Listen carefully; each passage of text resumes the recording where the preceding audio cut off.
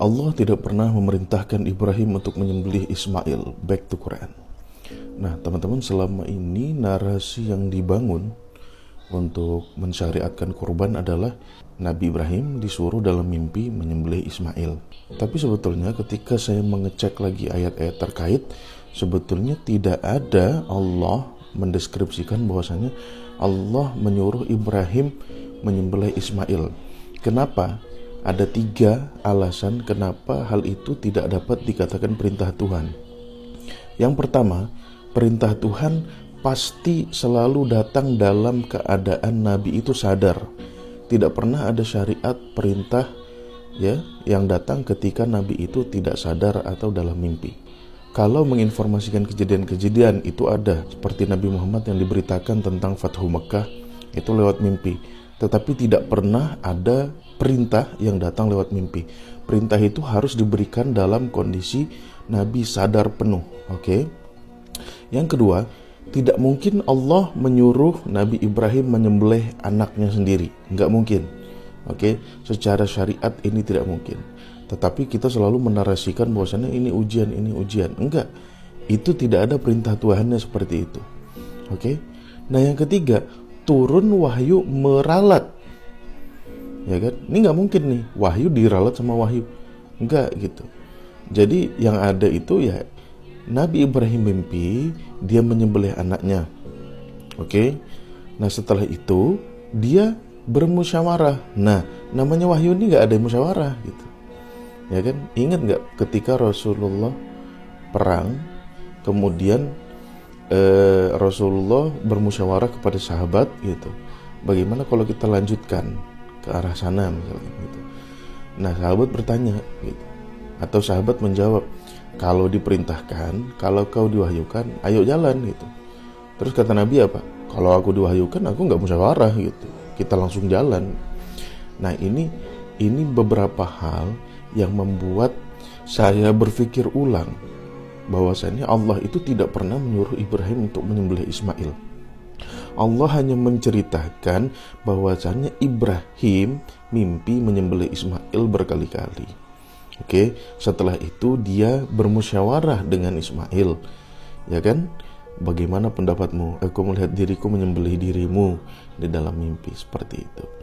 Oke, maka ketika Ibrahim mulai menyembelih, ya kan, turun wahyu, jangan kau sembelih anakmu gitu. Kau ganti saja dengan kambing. Nah, kenapa kok Ismail bisa mengiyakan, Ibrahim juga menjalankan itu? Karena ketika itu lumrah sekali mengorbankan manusia untuk dijadikan tumbal, untuk dijadikan sesembahan. Nah, mungkin dalam benak Ibrahim Allah juga mensyariatkan hal yang sama, padahal tidak. Allah tidak pernah menyuruh kita untuk berkurban, ya kan, dengan manusia. Nah, sejarah kurban ini juga kita bisa flashback ulang ke surat Al-Maidah ayat 27, ya kan, di mana Habil dan Qabil menyerahkan kurban. Jadi kurban itu sejarahnya bukan dari Nabi Ibrahim, dari Habil dan Qabil itu sudah disebutkan. Coba cek teman-teman surat Al-Maidah ayat 27. Ya kan, di situ Allah menyebutkan idz qarraba kurbanan.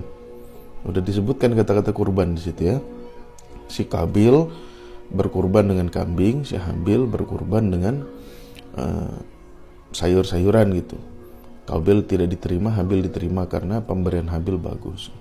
Nah, di situ sudah ada kata-kata kurban. Nah, kurban juga berbeda dengan korban gitu kan. Kurban itu artinya sesuatu yang kita laksanakan dengan mempersembahkan sesuatu untuk mendekatkan diri kepada Tuhan. Itu makna dari kurban. Nah, mungkin ada juga yang menyanggah mengatakan bahwasannya itu kan ujian dari Allah gitu. Disebutkan itu adalah ujian yang nyata. Begini teman-teman, dalam menyatakan ujian itu Allah menggunakan kata bala.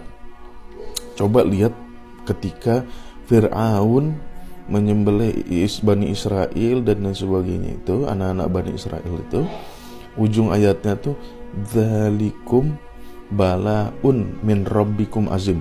Loh, yang nyiksa Fir'aun kok Allah menyebutkan bala min rabbikum, ya kan? Bala dari Tuhanmu. Sebetulnya bala ini adalah sesuatu dampak yang mengenai diri kita, yang menguji kita. Dari mana? Hasil dari interaksi entitas otonom di alam semesta ini, bukan dari Allah gitu. Jadi kita harus hati-hati gitu berkata bahwasanya ini ujian dari Allah. Enggak, Allah enggak pernah uji kita. Allah tahu kita lemah gitu. Yang menguji kita adalah pola kehidupan ini gitu. Kita berada di tengah-tengah entitas otonom ini yang menguji kita. Kita diuji dengan tetangga kita diuji dengan orang tua kita diuji dengan masyarakat kita diuji dengan alam, ya kan? Kita harus kena banjir, kita harus kehujanan, kita harus kena badai, tsunami, gempa bumi. Itu ujian dari entitas-entitas otonom yang ada di alam semesta ini. Bukan dari subjektivitas Tuhan pengen nguji kita gitu, enggak. Dalam rangka apa Tuhan pengen nguji kita gitu. Tuhan tuh tahu kita lemah seperti itu. Jadi yang baik-baik itu datang dari Allah, yang buruk karena kita sendiri gitu. Kita itu secara kolektif ya, artinya seluruh makhluk hidup ini gitu.